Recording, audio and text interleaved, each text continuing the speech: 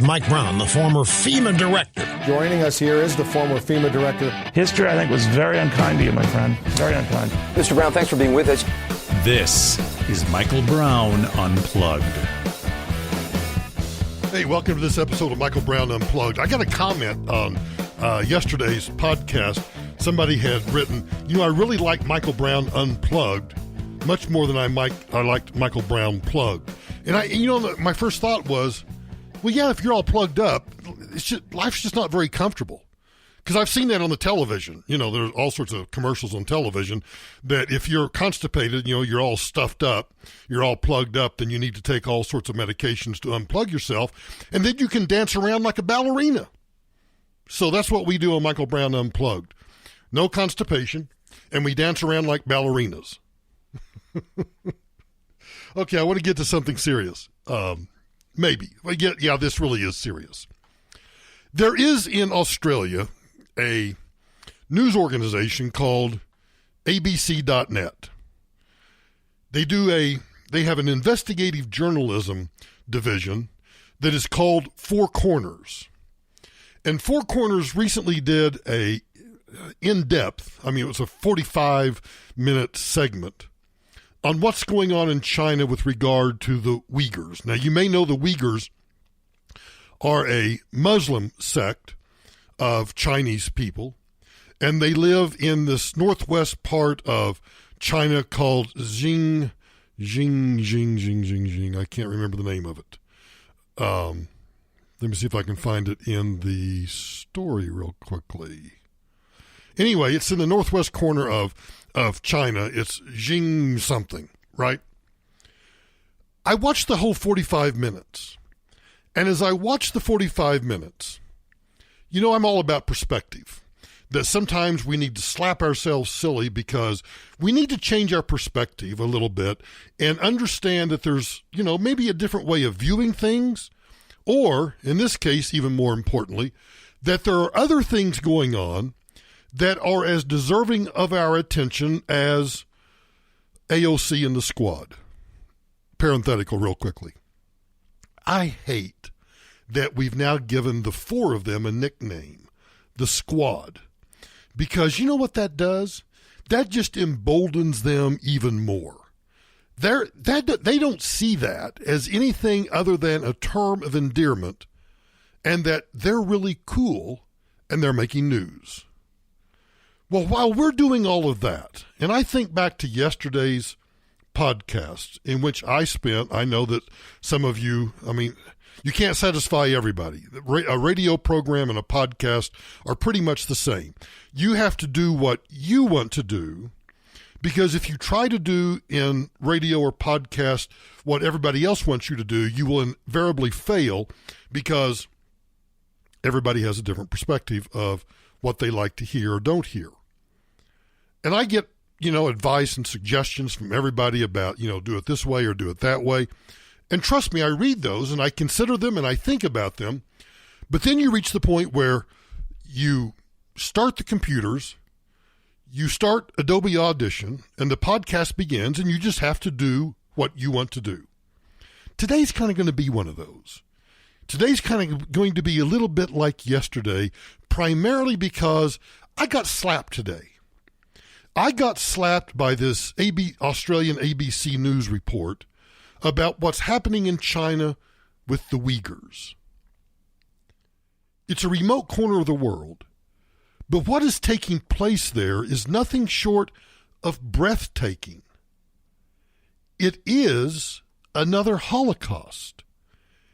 If Alexandria Ocasio-Cortez thinks that there are concentration camps at the ICE detention facilities, her worldview is so narrow, her worldview is so ignorant, that what she calls concentration camps in the United States completely devalues and denigrates the horrors and the genocide that is taking place in China. By the way, that province is Xinjiang. Xinjiang. This story also caught my attention because, Peter Thiel, the billionaire, I think he was the founder of PayPal. He may have actually been involved in the founding of Twitter. I don't remember. But Peter Thiel, a Silicon Valley tech giant, is one of, if not the only, Silicon Valley tech giant billionaire that is supportive of Donald Trump. He recently had an article, an interview. In fact, I may talk about this in a little bit more in depth, in which he talked about the dangers of Google and the dangers of what big tech was doing, and even accused Google of treason by cooperating with the Chinese government in censorship and in the tracking of its citizens, creating this social score by which you are, allowed to have a checking account or not having a checking account, or you're allowed to ride the bus or not ride the bus. I mean, the social score in China is one of the most frightening things. It is truly Big Brother right before our eyes. Now, I don't want to diminish at all the battle that's going on in this country for the soul of this republic. That is a battle that we must fight. But at the same time, let's not lose sight that in other parts of the world, countries like China are doing things that should scare the crap out of us. And instead, we're just ignoring it. So last night, one of our neighbors who works for a major contractor with NASA, that's working on a major project with NASA, you can probably figure out what company it is. He recently resigned from that company after 35 plus years to go to work for Jeff Bezos and the Blue Origin project. I had to think for a second what it was, the Blue Origin project. So last night, the neighborhood had a going away party for him because he's headed down to Cape Canaveral, and he and I, over the course of the years that we've been neighbors, have talked about government contracts and NASA and his company and other stuff that they did, because they did some Homeland Security work also.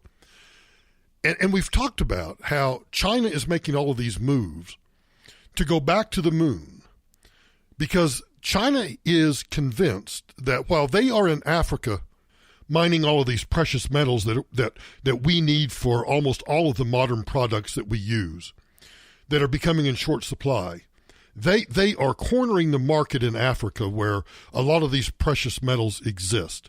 But China has also thought to itself, why don't we explore the backside of the moon? No one's been to the backside. By the way, it's not the dark side. I don't know why we call it the dark side, because it's lit up. We just can't see it. So it's technically the backside of the moon. There's your little trivia point for the day. So China wants to take men back to the moon, to the backside of the moon, and do some exploration for precious metals and all these minerals and start mining those, which would give them an absolutely incredible advance over America, because, well, we can't do this and we can't do that because of these environmental rules and that environmental rules. And I'm not saying that we should go out and just completely destroy the environment, but while China is going out, and China is one of the most polluted, countries in the world, and while we're one of the cleanest nations in the world, I think we've both gone to extremes. How clean is clean? And how dirty is dirty? We've lost sight of that. So China's making all these moves on the moon. They're making all these moves in the South China Sea. They're doing all of these things, and at some point, I think we are now. The Chinese economy right now is really in the doldrums, and President Xi, his presidency for life is somewhat in tatters, and the Communist Party is starting, I think, to really question, primarily because of what Trump's doing in terms of tariffs and trade. Now, I'm against tariffs, but I've got to freely admit that his threat of tariffs with China have really caused a splinter within the Communist Party in China, and is creating political rumbles that are either intended or unintended consequences of this trade battle that Trump is trying to win and get it back into some sort of balance. Well, I say all of that because I'm trying to paint a picture of, we're sitting here with a bunch of dumbasses like Tlaib and Presley, AOC. Who am I leaving out? Oh, Ilhan Omar. They're running around, soaking up all the oxygen in the room, and we're all in a dither over whether we're going to become a socialist country or not. And that while that battle is a battle that we must take, we have to fight a lot of battles. And I don't think the American people, quite frankly, I don't think a lot of the American government is paying attention to what's going on in other parts of the world. And I'm not saying that what's happening in China right now with the Uyghurs could lead to World War III. But it is bad enough that this Australian television company, when they did this 45-minute segment, by the way, I'll put the link to the video in the show notes for the podcast. So if you would like to, in the description, so if you would like to view this video, it's really worth your time. The point of all of this is, when I talk about S-hole countries, that doesn't necessarily mean a third world country like Yemen or Somalia, or Saudi Arabia is not really a third world country, but backwards countries. It also means powerful industrial countries like China and what's going on there. Let me just play a brief couple of minutes from the beginning of this report to give you a little perspective that while we're sitting here arguing about how many genders there are, what you can identify as, whether a tweet is racist or not, there's actual genocide. There is actual re-education camps. There are actual concentration camps that are housing millions of people, in which the Chinese government is literally, not figuratively, I mean literally, trying to destroy a culture. In China's northwest. A UN panel says the region resembles a massive internment camp, where more than 1 million Muslim minorities have been rounded up, detained, and forcibly indoctrinated by the Chinese regime.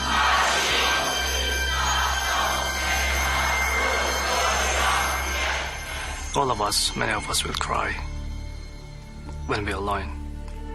We decided to talk about it. Just tell the world, tell everyone what happened, what's happening now. Australian citizens and permanent residents have been targeted and jailed here. Others are still trapped under constant surveillance, their passports seized. Every single people overseas lost someone in their family, and I am the one of the victim. Witness accounts, satellite imagery, and Communist Party documents reveal what appears to be the largest imprisonment of people on the basis of religion since the Holocaust. This is an act of cultural genocide and one of the worst human rights abuses of our time. I'm quite used to uncovering dirty secrets of the Chinese government, but when I realized the magnitude and the impact, the implications of what I found, it was really something else. Tonight on Four Corners, China's mass incarceration of its Muslim population and how it's tearing Australian families apart. You should watch it. You should watch it because it goes into depth about the treatment, the re-education. I mean, all of the kinds of Orwellian things that we fear are actually happening in China. Now, this raises all sorts of moral questions. I mean, for me, it raises a moral question because, you know, I'm an Apple aficionado. I'm sitting here right now with two MacBook Pros in front of me and an iMac and an iMac monitor, and I got an iPad and there's an iPhone.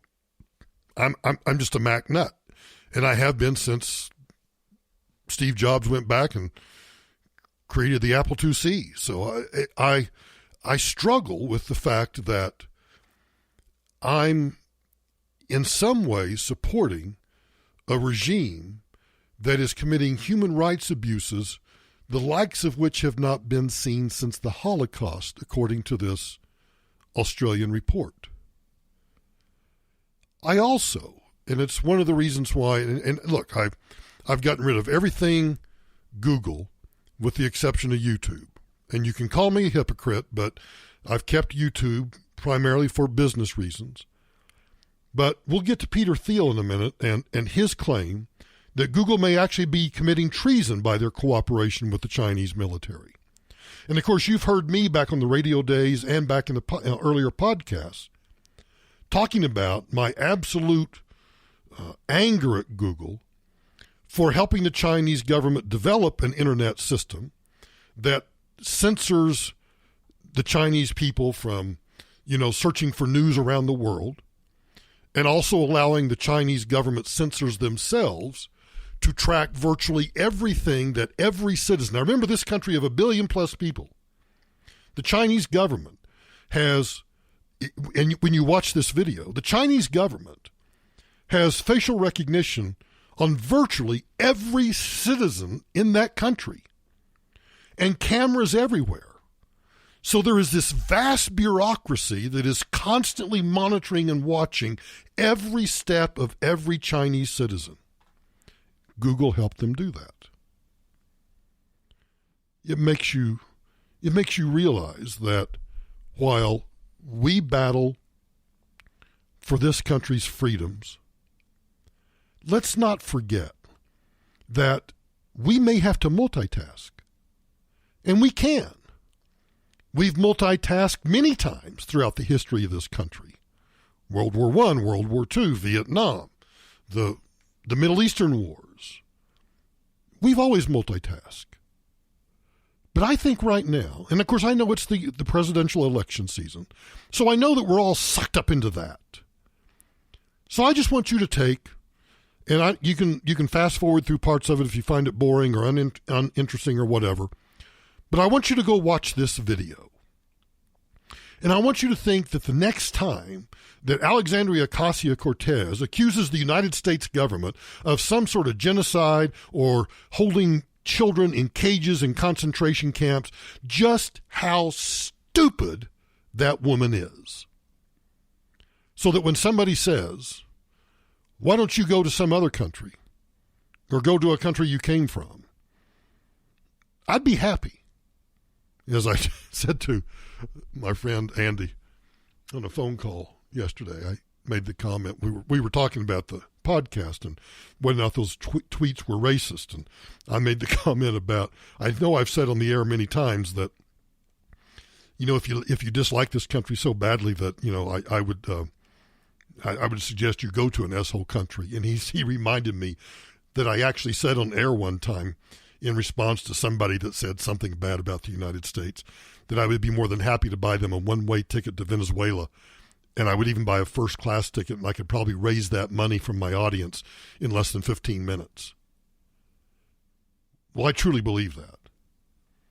I would like to send Alexandria Ocasio-Cortez, Presley, Tlaib, and Omar to China. Now, the problem is they'll get nowhere near these prisons. But they ought to. I tweeted out this story, and I tagged AOC in it.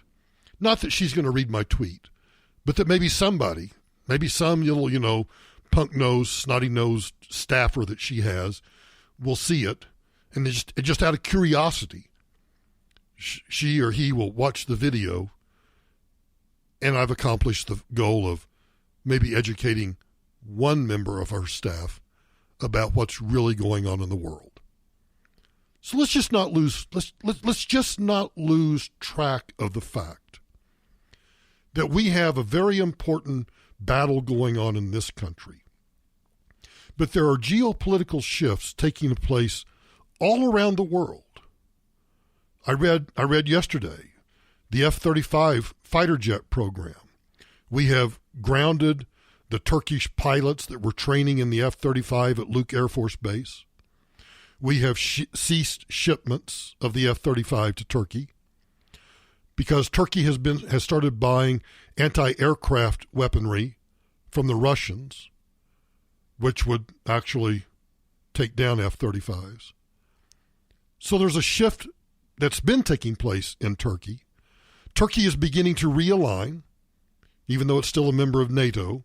It's really kind of shifting its alliances elsewhere.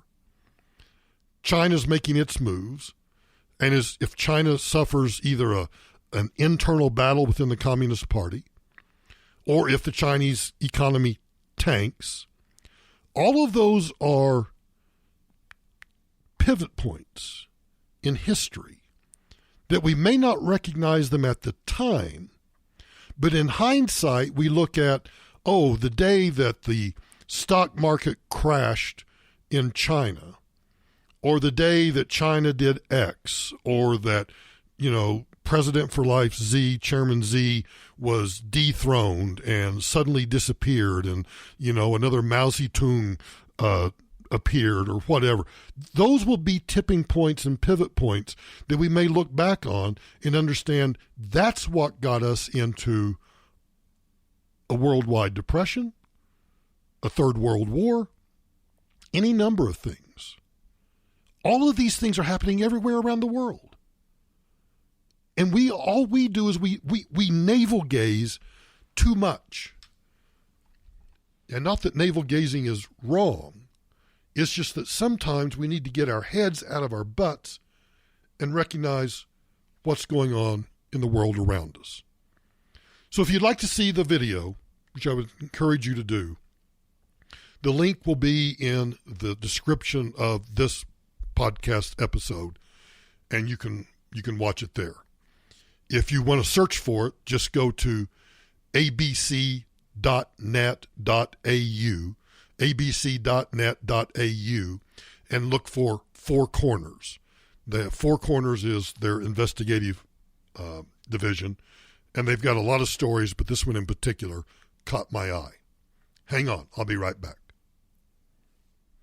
So you may recall, it's been quite some time ago, but there were, I think, 2 or 3 occasions in which the President of the United States referred to MS-13 gang members as animals. One time was when he was with a group of people, I think in the Roosevelt Room, or in some gathering of a small group of people, and a woman whose child had been murdered by MS-13. She talked about them, and in the course of responding to her description, the president said that they were animals.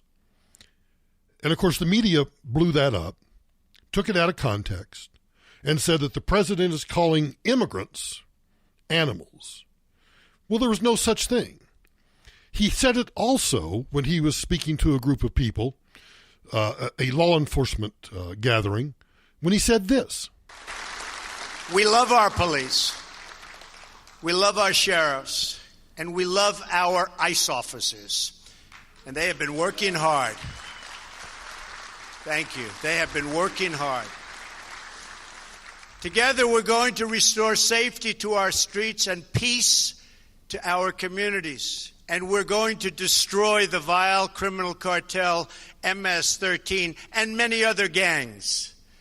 But MS-13 is particularly violent. They don't like shooting people because it's too quick. It's too fast.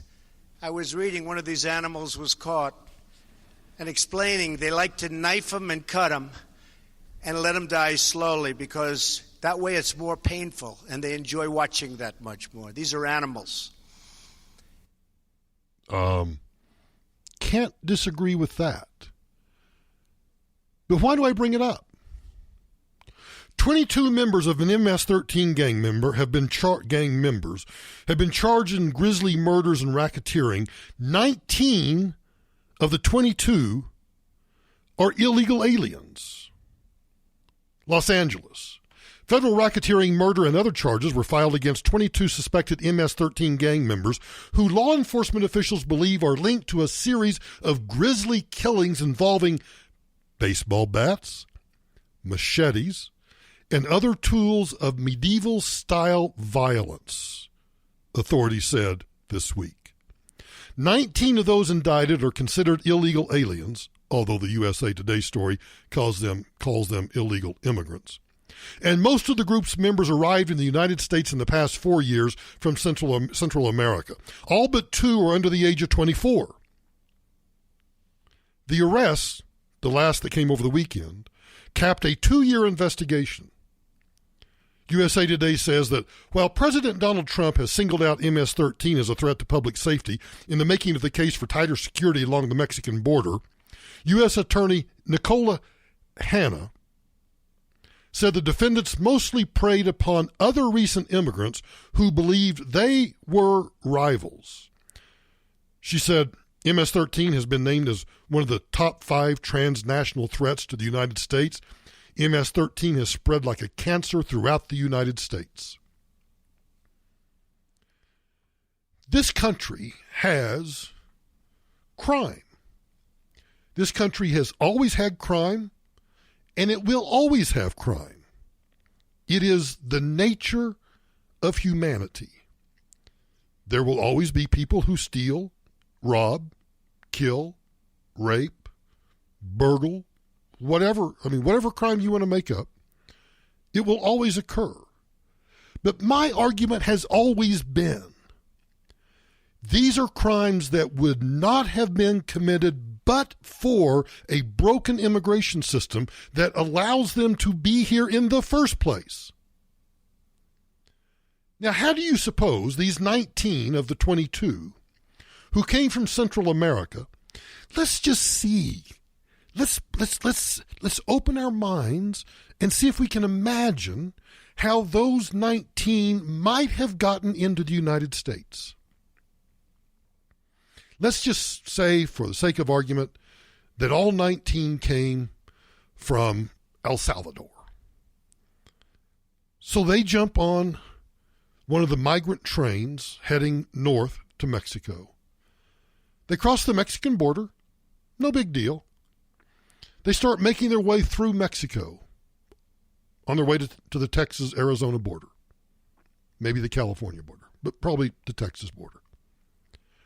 And as they make their way north through Mexico, they start mingling in with all of the other migrants, the ones that, that are actually trying to escape those gang members in their country, or just looking for jobs that Americans won't do, or whatever. But the point is, they start mingling in the crowd.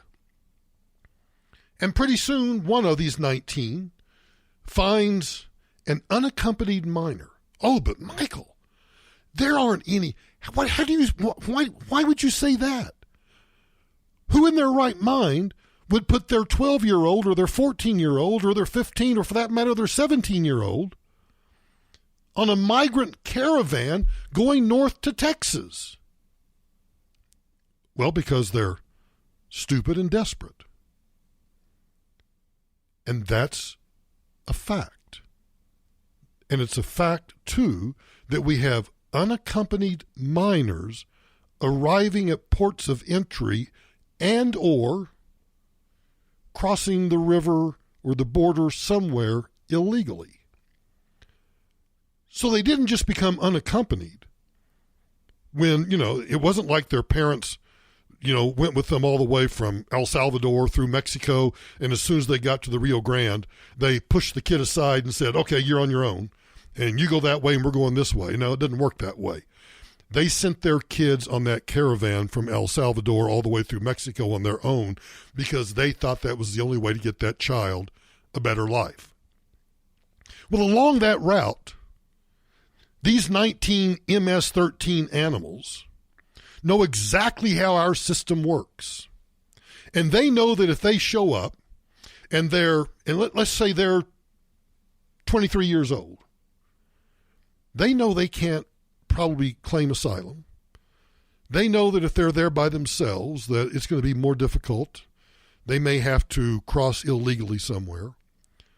But the way things are working right now, you show up because during that trip through Mexico, you have singled out, you have groomed, just like a pedophile would groom a young underage child, they find an unaccompanied minor and they start to groom that minor. They give them protection, they give them shelter, they feed them, they take care of them, so that when they get to Texas, they can claim, yes, this is my son, and the child is going to say, yes, and this is my dad, and we're here to seek asylum, and the ICE officers' hands are tied. They put them in a detention center together as a family. They get processed out. They either dump the child, or more than likely they traffic the child. And then they go on to Los Angeles, where they commit murders with baseball bats, machetes, and other tools of medieval-style violence. Now, I don't care that the crimes they committed, according to the U.S. Attorney, were predominantly crimes against other immigrants that MS-13 perceived as animals. I don't care about that. And I think she only said that because she's trying to downplay that these people are not dangerous to Americans.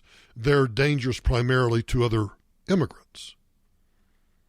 Well, that's stupid, because they're still committing the crime. And if they commit the crime, we now have 22 in custody.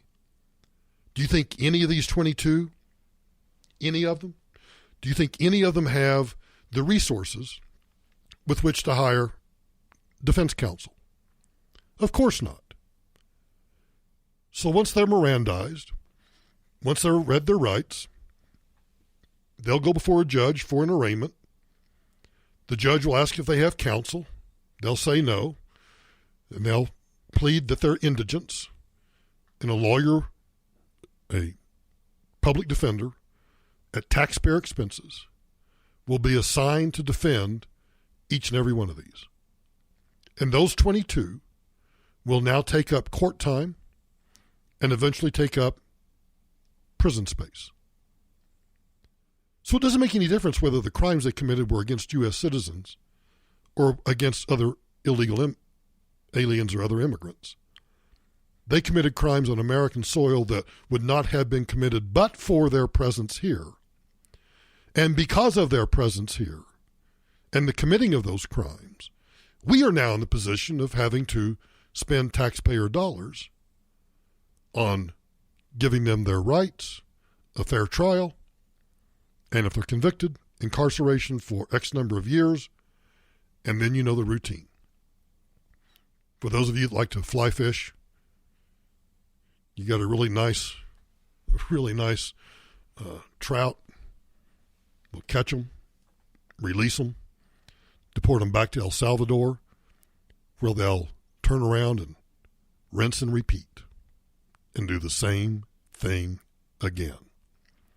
At some point, I don't know what, maybe it takes an illegal alien killing a sibling or a child or a family member of a member of the California Democrat congressional delegation, or a Democrat of the Texas delegation, or, some Hollywood muckety-muck. And maybe at that point, maybe, they'll recognize there's a problem.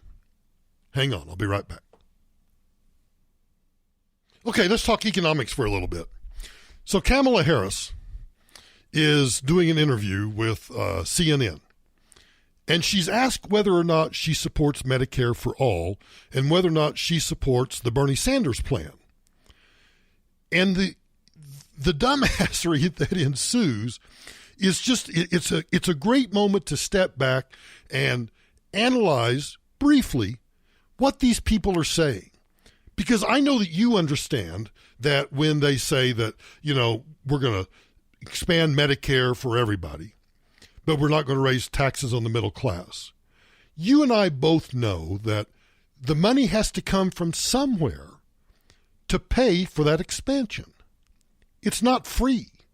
You can't just suddenly destroy the private insurance industry and suddenly say to doctors, nurses, and all medical personnel, hospitals, clinics, the government's now going to be your payer. You in essence have become government employees overnight. that necessarily means you're going to have to raise taxes. Let's listen to what Kamala Harris says that she thinks, well, and I think too, that she can get by with because the audience on CNN doesn't know any better. So then how does this plan differ from what Senator Sanders is proposing? I think that they're very similar. I don't know that they're, I don't think that, I'm supporting his bill. So to the extent that he's talking about his bill, I don't know what else he's talking about. You said... I'm not in support of middle-class families paying more taxes for it. And that's what I actually was hoping to talk to you about. You just said that you were not in favor of a middle-class tax hike. Yes, correct. How do you propose to pay for your version of Medicare for All if it resembles what Senator Sanders is proposing? Part of it is going to... You ready? So here we're about to hear the brain of a leftist, of a socialist. Quite frankly, in my opinion, I think she's a Marxist, but you're about to hear the economic ignorance, or quite honestly, it may be just that she's just duplicitous and thinks that she can say these things and lie about it, and nobody's going to. Well, in fact, nobody on CNN is going to call her out. So if you're not for middle-class tax hikes, how are you going to pay for this? Have to be about Wall Street paying more. It's going to have to be about looking at how we and what we tax in terms of financial services. That's part of it. But the other part of it is to understand. Okay, let's stop again. So it's going to have to be Wall Street, financial services. What does that mean? Okay, Wall Street. How many of you have, I don't care whether it's an IRA, a Roth IRA, a 401k, maybe you've got your own little brokerage account and you've got some mutual funds in it and you've got maybe some individual stocks in it. You're involved in financial services. Oh, you have a bank. You've got a checking account. You have a savings account. Maybe you have a certificate of deposit somewhere. You're involved in the financial services industry. Even if you don't think you are. Even if you don't think that you're a stockholder. Well, Michael, I don't have anything to do with Wall Street. I don't own any stock. Well, then you're not paying attention. You are not paying attention to if you have a retirement fund, unless you have your retirement fund is nothing but gold, rare coins, and just pure cash, you're in the market. But regardless of whether you're in, even if you're just in gold and precious coins and cash, you're involved in financial services. So if we're going to tax Wall Street, let's say we're going to tax Wall Street, whatever that means. I guess that means the banks and the brokerage houses. I don't know, but or maybe we're actually going to tax the street itself. I don't know. But if we're going to tax Wall Street, who pays those taxes? Well, do you think Wall Street, do you think that if you've got a Ameritrade, TD Ameritrade account, or you've got a E-Trade account, and do you think that your $4.95 trade is going to remain at $4.95 if suddenly those brokerage houses have to start paying additional taxes on their profits? Well, of course they're not going to pay it. That cost is going to be passed on to the consumer of their products. The same is true. I don't care whether you have a checking account, a CD, a savings account, or a loan or anything else at Wells Fargo or a credit union, a community bank. Those are all financial services companies. Do you think that they're just going to, oh, you know what? Do you think for a New York minute that Wells Fargo, or I don't care, pick whatever small little credit union, Podunk City Credit Union, that has, just 1,000 members, do you think, one, that they could absorb that and still survive? No, of course they can't.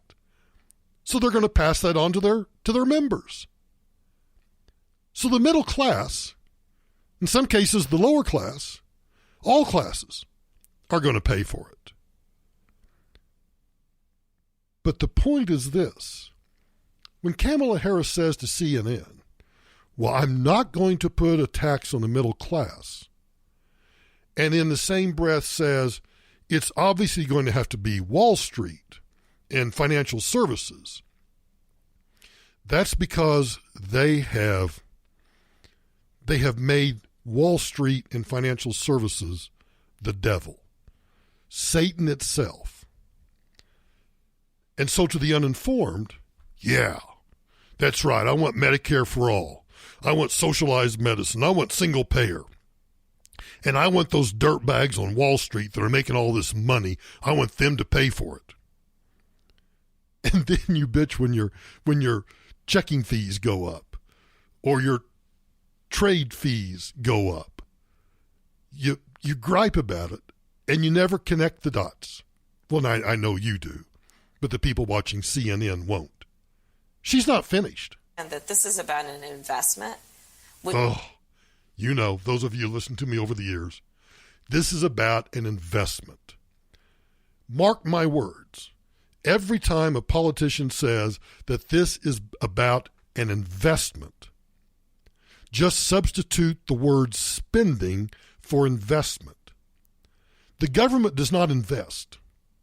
The government's not looking for a return on its investment. They're not looking for an ROI. All the government does is spend money. Now, in some cases, they want something back for that.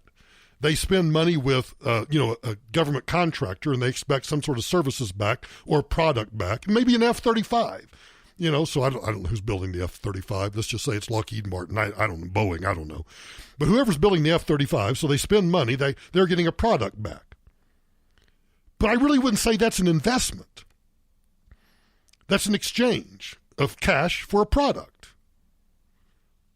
But Kamala wants you to think this is about investing in America.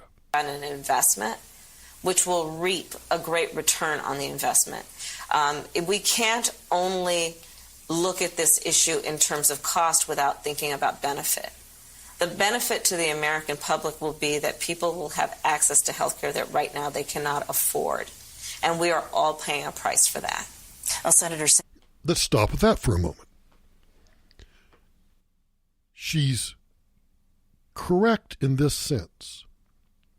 In this country, if you're involved in a car wreck or you have a heart attack and someone calls 911 and you end up in an ambulance and you end up in ER, you're going to get treated regardless of your insurance status.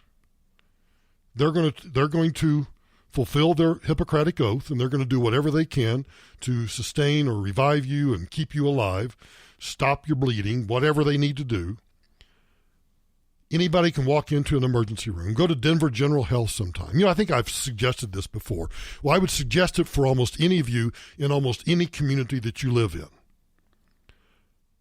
Now, smaller communities, it's not going to be quite as dramatic. But if you live in a city, pick the public hospital. And there's nothing illegal about this. Park outside, walk around into the doors of the emergency room. There'll be chairs, and just sit down and just watch. And watch all of the people that flow through the emergency room. Some will have obvious, in fact, if you like gore, if you love blood and guts and gore, you'll find it incredibly fascinating because, oh my gosh, here comes a GSW, a gunshot wound, and they're pumping the heart and they're trying to save. Oh yeah, it'll be better than watching TV. But then you'll see somebody walk in with a kid that's got a snot nose and a fever or whatever, and they're in the ER, and they're going to get treatment. And yes, Kamala Harris is right. That is built into the costs that you and I, who have insurance or can pay cash, that is built into the cost that you and I pay when we go for those services.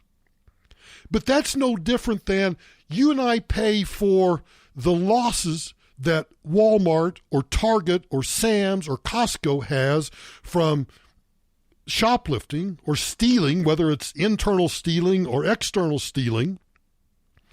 That raises the cost of doing business, and that goes into the cost that they pass on to you and I, just like the cost. Have you ever thought about just walk into a Walmart?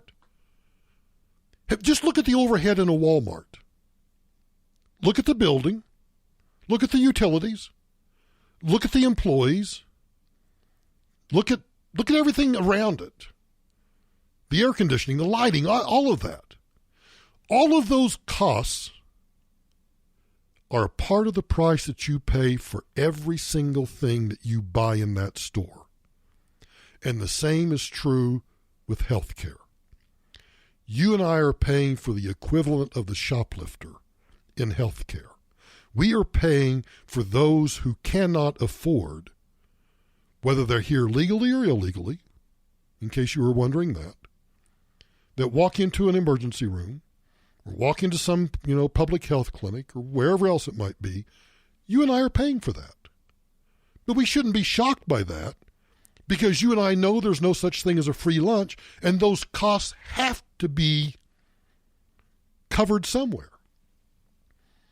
So when she talks about, when Kamala Harris says that... Afford, and we are all paying a price for that. Yes, we are paying a price for that. So do I pay a lower price with the existing system, or am I going to end up paying a higher cost because now it's administered and run by the federal government? Oh, I don't know. Do you need time to think on that one?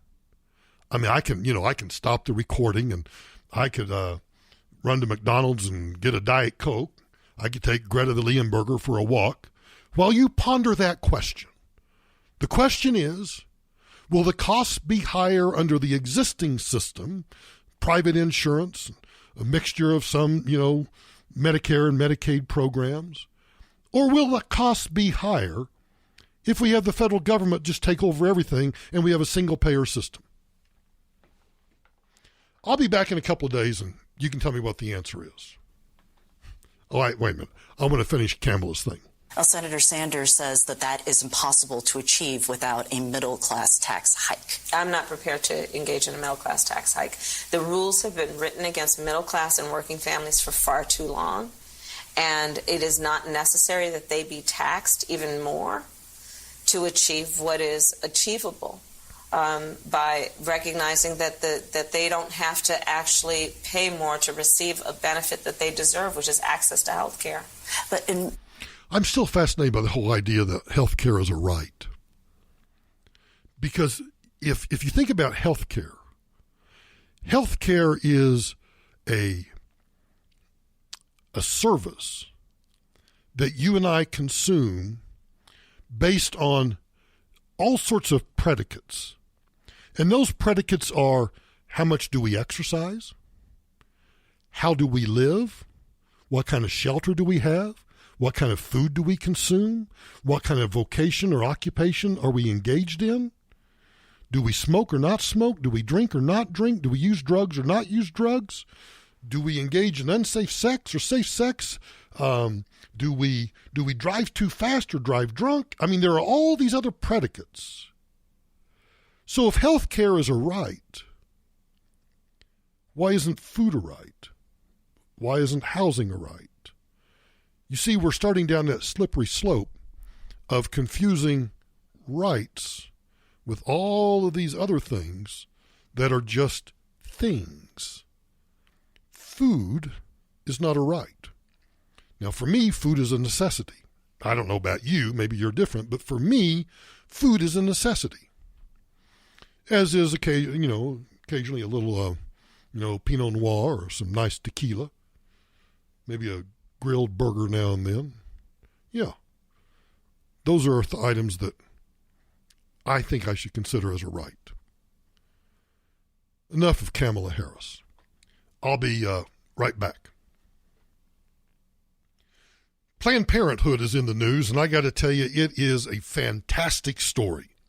It is a great example of the developments of the comprehensive, digitally woke age and the demands that it places on its own advocates. A failure, in any respect, to live up to the woke agenda can be deployed against them by competitive woke candidates for their high offices. And if it's timed well, the leaders of this woke agenda can be driven from their leadership roles very quickly simply for failing to live up to the standards of wokeness in the era of new sins. You know, we live in this era where I wake up every day and I'm not really sure. I still maintain that if somebody could figure out a way to make an online repository so that every morning we could wake up and in our inbox not only would be the latest episode of Michael Brown Unplugged, but would be, okay, here are today's acceptable pronouns and acceptable words. Here are the things that you can think and not think. And here are the things that are today's sins. Here, you can't fat shame, or you can't body shame, or you can't nose shame, or anything. So if I would just know every day, I could just, in fact, what I would probably do is just start taking my laptop to bed with me. And every morning before I even got out from under the covers, I would just open the laptop, go to the repository of whoever would do this. I'm sure, I'd pay, $25, $35 a month so that every day you can wake up, $30 a month, $1 a day, so that you can wake up and know that today I cannot say these things or think these things, and you'll never get in trouble. Well, all of that brings us to the case of Leanna Wen. She was the carefully crafted new head of Planned Parenthood. She replaced Cecile Richards. She's a healthcare professional from Baltimore.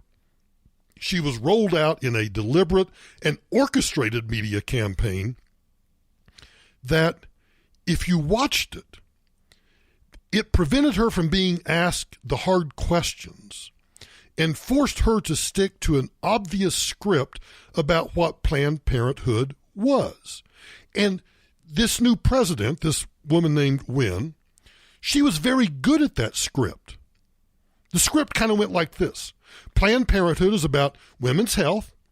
Women's health is a much more expansive thing than abortion.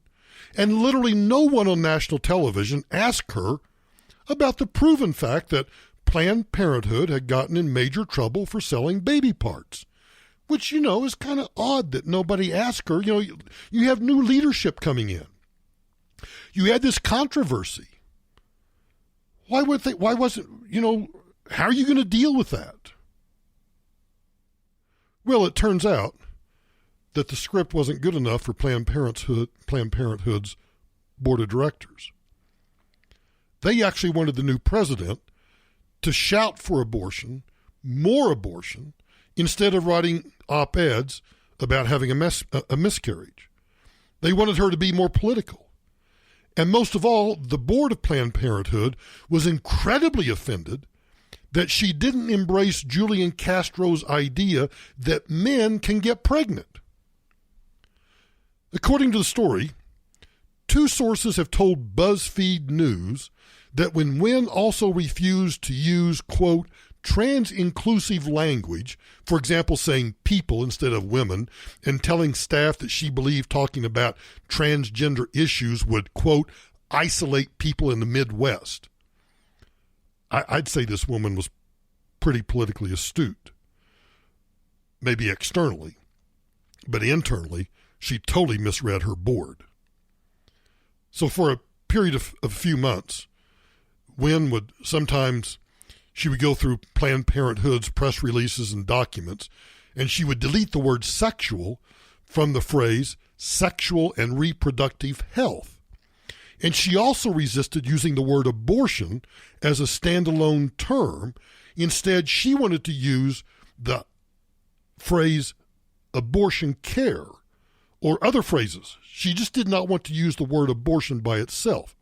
But in the BuzzFeed article, there's more that reveals that what went on in Planned Parenthood. Now, BuzzFeed is super close to Planned Parenthood for a bunch of reasons. But the overall takeaway is that when Wen bought the external press strategy as actually real, that was the beginning of the downfall.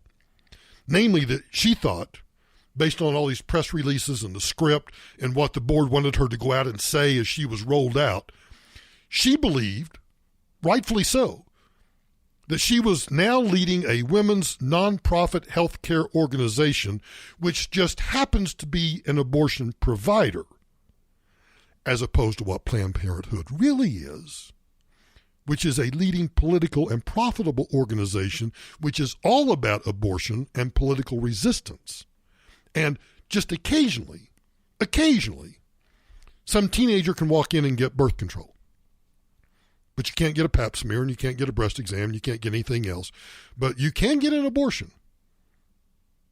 She totally bought into the lies that the board wanted her to talk about in the PR campaign. So I find that fascinating because where does Planned Parenthood go from here? It's obviously going to have to, if they're going to fire her because she believed the script, which was tailor-made for a general audience about, yes, Planned Parenthood wants to be a women's health care organization, and you want to downplay abortion, and then she does that and she gets fired for it, it will definitely become more political. Now, whether it ditches the idea that they are for women as opposed to also being for men who can get pregnant. Oh, China's going to, let me just digress for a moment. China's going to the moon. China has actual concentration camps. They're in Africa taking all these precious metals that we need to manufacture all these gadgets and things that we use. Russia's competing with us in oil and natural gas. And what are we doing? We're arguing and debating about whether or not a man can get pregnant. I would like to, I sincerely would like to. I need to find, in fact, I think I know somebody. I have a friend that works in Dubai. I need to email him and find out or maybe I can get on the phone with him and find out just how much do you watch about American political news? And so from afar, from the other side of the world, how do we appear? He's an entrepreneur. He ought to be. He ought to know. We're talking about whether or not a man can get pregnant. But anyway, back to Planned Parenthood.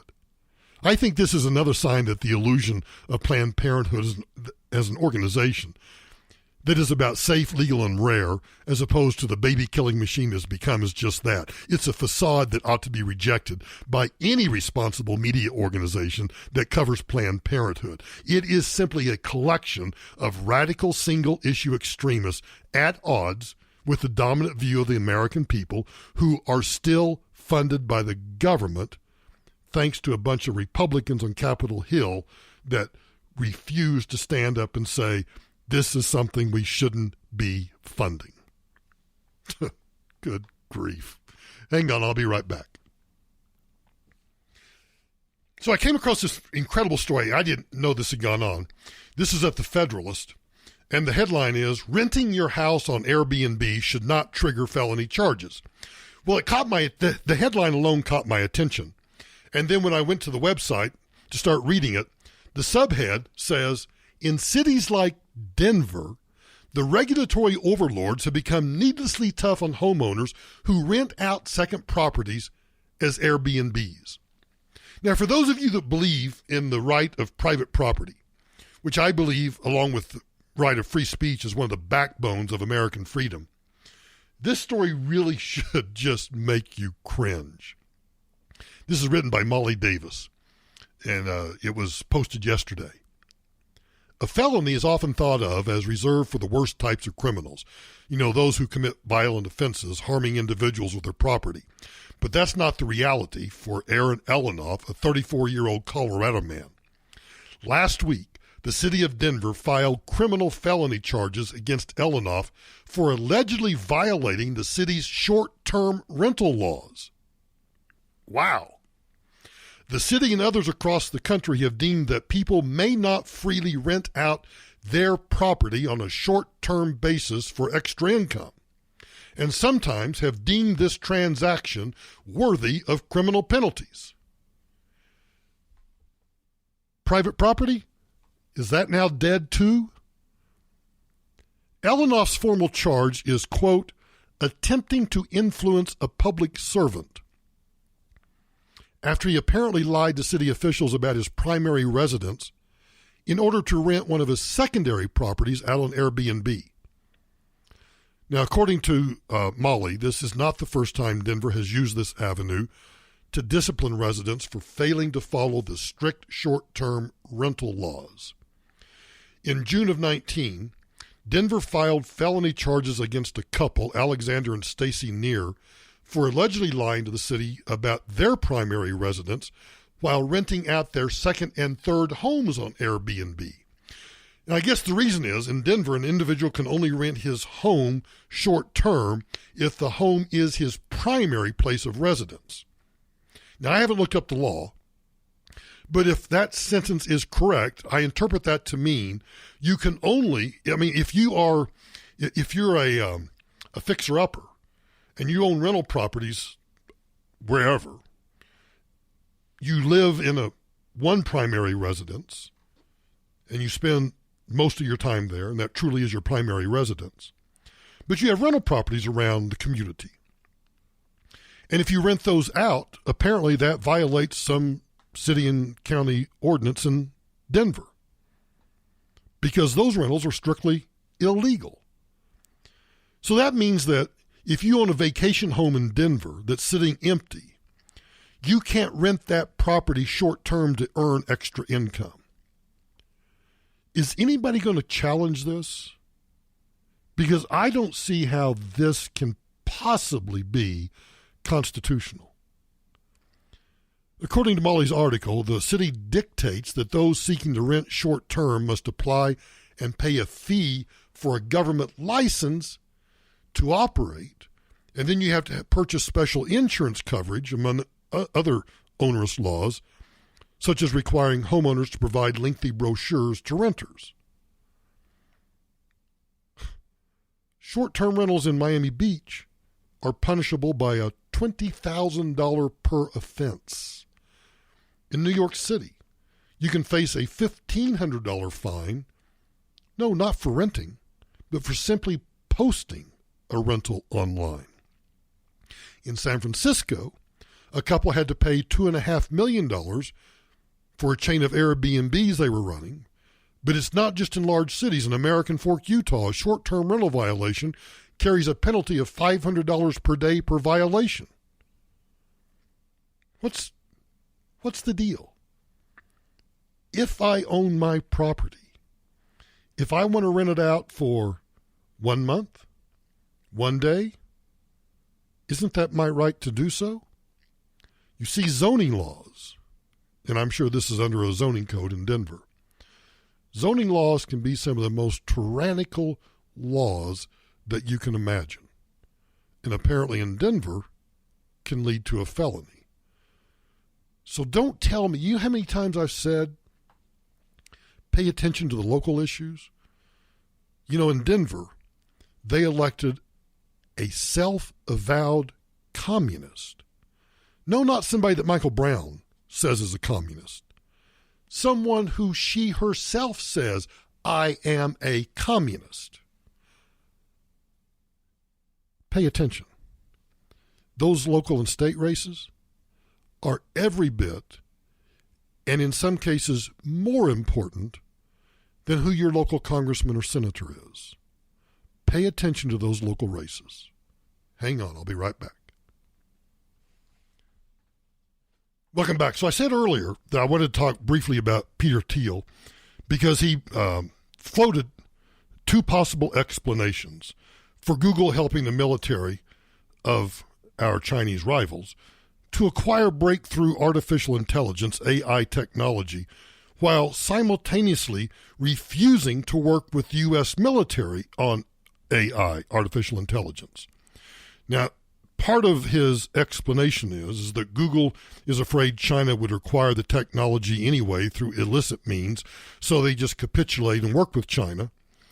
He also thinks that Google is a cult of lefties who will reflexively side with a nominally communist totalitarian country against their own country just out of sheer stupidity and hatred of this country. Now, one of these explanations makes sense in light of Google's well-established record of extreme hatred of the United States. So Peter Thiel was on with Tucker Carlson the other night, and Tucker asked him, why did you say these things? Why did you say that Google might be guilty of treason? What did you mean when you said that? Well, it was just in the form of a set of questions I asked where, artificial intelligence is something people talk about nonstop in Silicon Valley, but they almost never talk about its dual use. If it's real, if this is a real thing, it obviously can also be used by the military. It'll be weaponized in all sorts of ways, and it's an important national security question as to who has it. There's this very peculiar background where Google is working with the Chinese communist government and not with the U.S. military. So the Project Maven decision was a decision not to work with AI with the U.S. military, but they're working with the communist Chinese. And so the question is, from the outside is just what in the world is going on there? And I sort of suggested a few different possibilities, but I think it's been they've described it as a Manhattan Project for AI. And so if you go around broadcasting that you're building the Manhattan Project for AI, I would think this naturally would draw the attention of foreign intelligence agencies. I think the Chinese are competent enough that the Ministry of State Security is likely to have infiltrated Google. And then I think the Google management has sort of a decision of either letting the software go out the front door or figuring it'll get stolen anyway and go out the back door. When you say you believe that Chinese state security is likely to have infiltrated Google, what does that mean? If you say you're building a Manhattan Project for AI, don't you think that would attract the interest of foreign intelligence agencies? Yes. This is just hidden in plain sight, and then they are. Well, I think there are sort of all these ways that Chinese nationals are engaged in espionage in the U.S. I'm not even.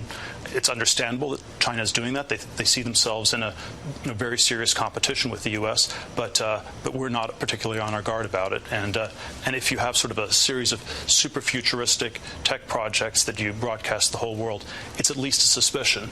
And then the weird fact that's indisputable is that Google is working with communist China, but not with the U.S. military on its breakthrough AI technology. Well, I think that's an incredibly important point. And it goes back to my whole point about we have all these other things going on internationally that we're not paying much attention to. Now, those are serious charges that Peter Thiel made. And, of course, he's got the financial backing. He's more than willing to do that and stand up for it, and he's done that in the past. But it makes sense. It just makes logical sense.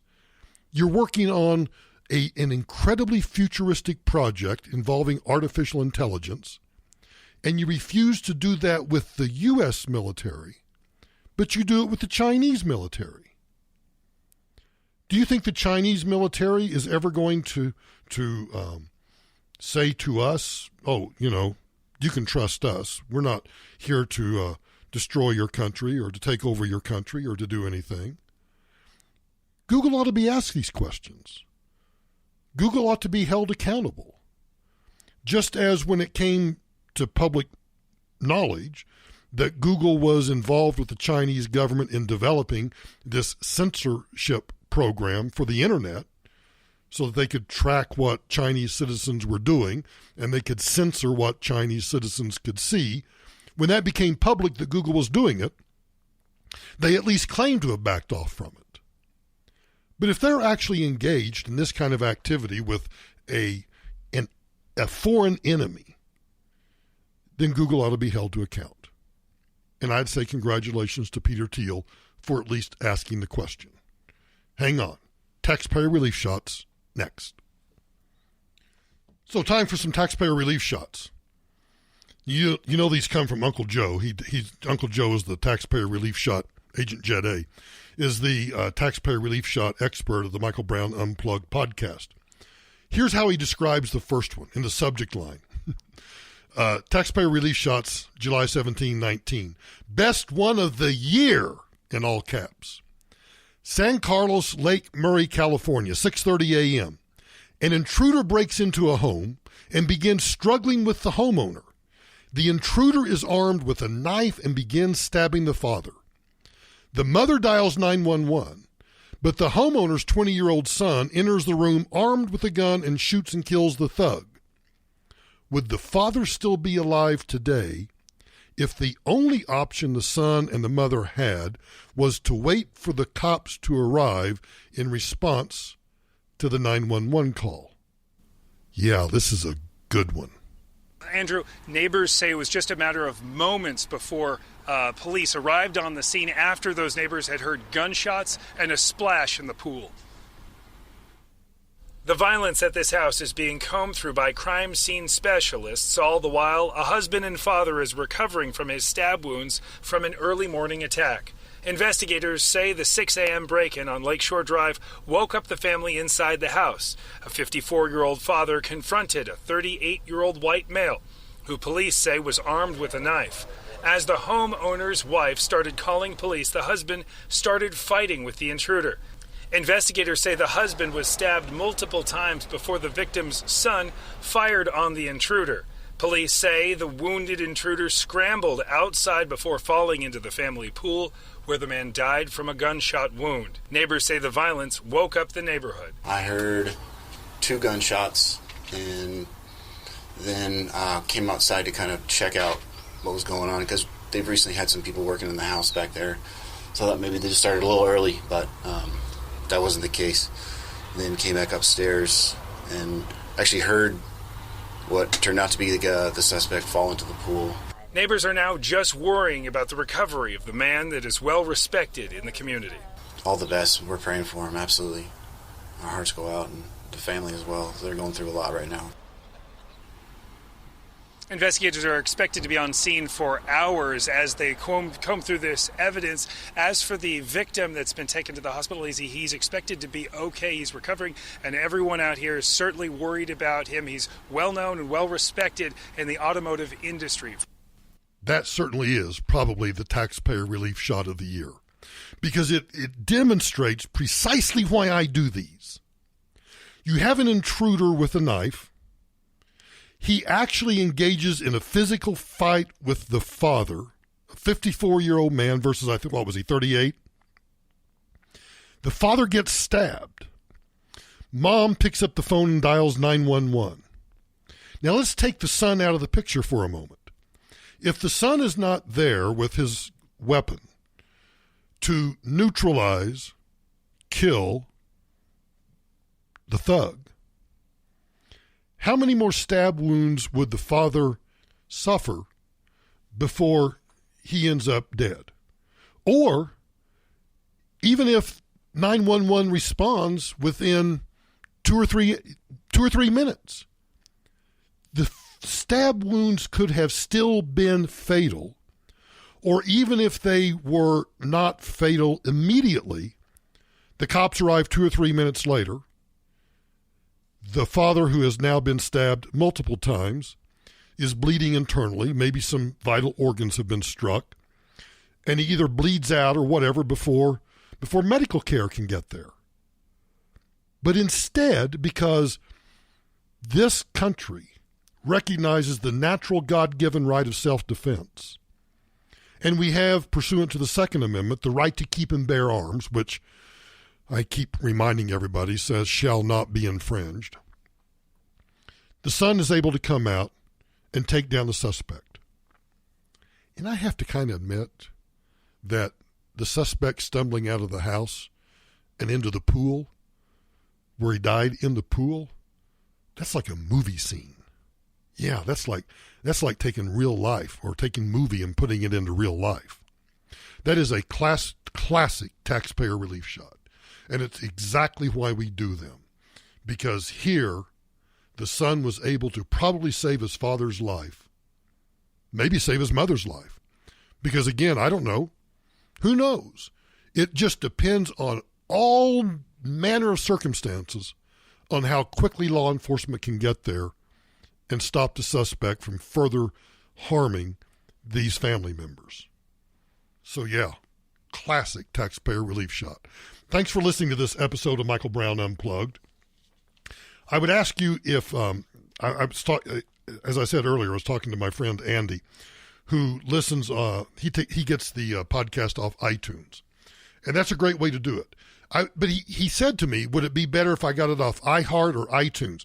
It doesn't make any difference to me, because through Spreaker, I'm able to see all the different places that people download the podcast. So all I care about is that you just listen and download.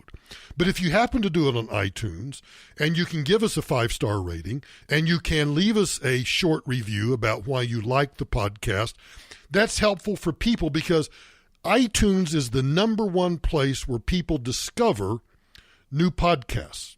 That's according to a study that was done by Westwood One and some analytics group out of Canada. So if you are on iTunes, and that is where you get the podcast, leaving that rating and leaving that review helps us when people are searching for new podcasts. So if you could just take the time to do that, that would be really helpful to me, and I would greatly appreciate it. And of course, you can listen to us through the iHeart app or Downcast or any other any place that you can get podcasts. And then one final favor: follow us on social media. I'm working with a company right now, and we are doing a whole bunch of rebranding and everything else. And so if you can follow us on social media, when we start rolling that stuff out, you'll be a part of that. So follow us on Instagram, Facebook, Twitter, LinkedIn, all of those places. And you can do all of that by simply going to the current website, which will be changing and rebuilding pretty soon. But you can go to michaelbrowntoday.com, and you'll find all of the social media icons there. Just click those on and then follow, like, or whatever. So thanks for listening, and I'll talk to you again tomorrow.